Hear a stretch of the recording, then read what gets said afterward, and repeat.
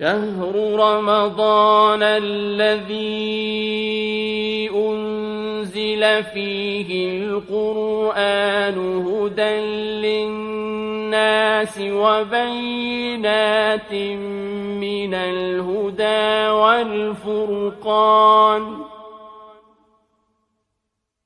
فمن شهد منكم الشهر فليصمه ومن كان مريضا أو على سفر فعدة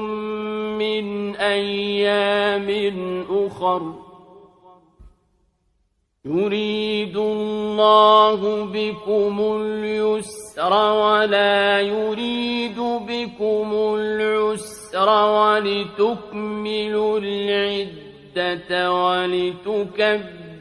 الله على ما هداكم ولعلكم تشكرون